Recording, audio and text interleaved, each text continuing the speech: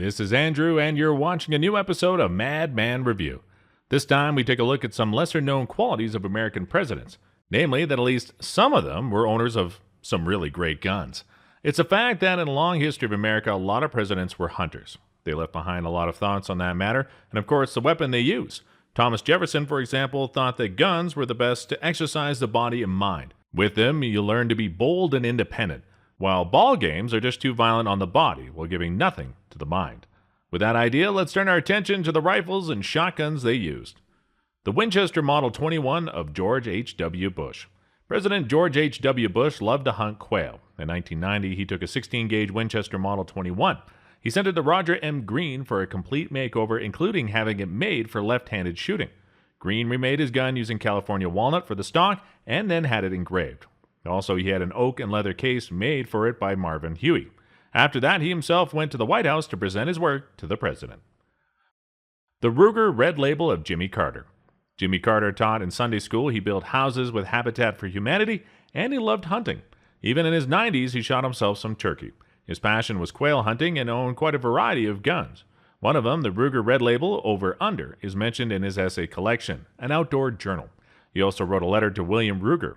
In it, he thanked him for his help when ordering a pair of these guns. One he kept for himself, and the other he presented the Vice President, Walter Mondale.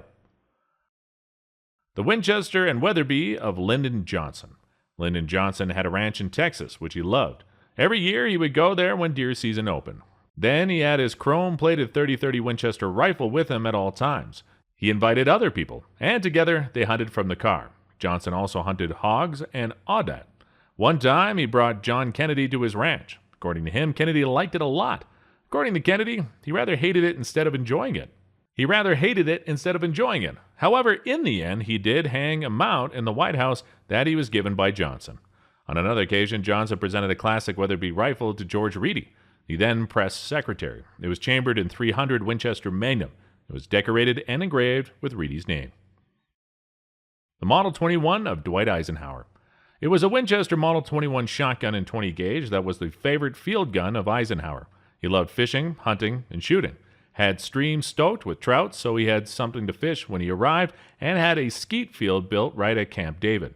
Being fond of hunting birds, he owned several shotguns, but his favorite was a Winchester Model 21. It had a straight grip and came in 20 gauge. The receiver is worn as it was used for many hours in the field. The receiver shows a gold pheasant inlaid on one side. On the other, there is a gold grouse. On the floor plate, there are 5 stars, and on the trigger guard, one can read DDE. On the stock medallion, there's an engraving, to a straight shooter from a friend. It was given to him as a present by Robert Woodruff, the president of Coca-Cola. The Remington Model 141 of Harry S. Truman. Truman hunted already as a boy growing up in rural Missouri. He followed his parents, who both liked hunting very much. 1937, there was a famous picture of then-Senator Harry S. Truman taken. In it, he was holding a Remington Model 141 while he was on a deer hunt. This started his famous catchphrase, "The buck stops here." Actually, he did not say that. Instead, there was a "Buck Stops Here" sign sitting innocently on the desk of a warden at the El Reno Federal Reformatory in Oklahoma. This sign came to the attention of a friend of Truman's, who then had one made for the president and mailed it to him in 1945.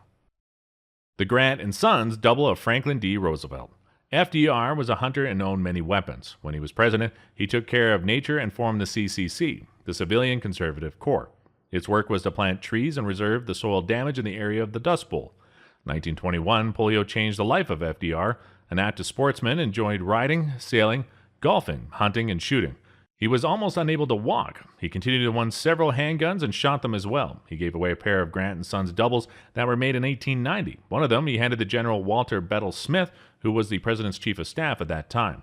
Smith had the barrel shortened to 26 inches, and there's an oval inset on the stock. On it, one can read that this gun was presented by President Franklin D. Roosevelt to General Bettel Smith. The Winchester Model 94 of Calvin Coolidge. Calvin Coolidge was given this rifle by Winchester as a Christmas present on December 25th in 1927. It was the production number 1 million of the model 1894. Coolidge himself was a hunter and shooter for his whole life. He became president when he was the vice president to take over the office after the death of President Warren Harding. In 1924, he was reelected. The Fox of Theodore Roosevelt. In the year 2010, the Fox of Theodore Roosevelt was sold for $862,000. This price speaks for itself. Behind it stands the story of a sickly child that overcame his past by jumping into a vigorous life. Part of it was the sport of hunting. Roosevelt saw it as the best pastime that cultivates manliness, a trait that cannot be replaced by any other quality. Besides being an avid hunter, he was also a rather poor shot, but he made up for it by shooting very often, as he used to explain himself. For his safari in Africa, which would take 9 months, he was given a 12-gauge shotgun by the A.H. Fox Company. He thanked Ansley Fox in a letter expressing his regret to use such a wonderful piece in such a rough environment. He described it after the trip as the best gun ever made. Fox quoted him on that and was very successful selling his guns for years to come. The 8-bore Colt shotgun of Grover Cleveland. It was a massive piece with a Bachlock made for a massive president. In fact, Grover Cleveland weighed 275 pounds and was the second heaviest president of the USA. His nieces and nephews used to call him Uncle Jumbo. His shotgun, being equally jumbo, suited him. His name can be found on the trigger guard inlaid in gold.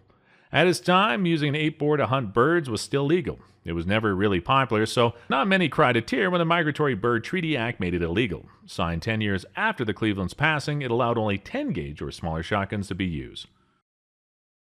The Burdan Rifle of Abraham Lincoln. In 1863, Hiram Burdan, an officer of the Army, made a rifle for Abraham Lincoln. What makes this gun so special is its hammer. Its shape is modeled after Lincoln's head. It's not only a piece of art, but also the reason why Lincoln made this list even while he was not a hunter. He grew up in difficult circumstances. His mother passed away when he was still young, and his father tried to feed the family. For that, he went farming and hunting. For the latter, he took young Lincoln with him at the age of 8 and traumatized him by killing a turkey. This led this president of the USA to never hunt again. While thoroughly disinterested in hunting, Lincoln did develop an interest in weapons. This was especially true during the time of the Civil War. He also shot a Spencer repeating rifle on the lawn of the White House. Hiram Burdan, who made the rifle with the hammer shaped like the president's head, was himself a sharpshooter and also an inventor.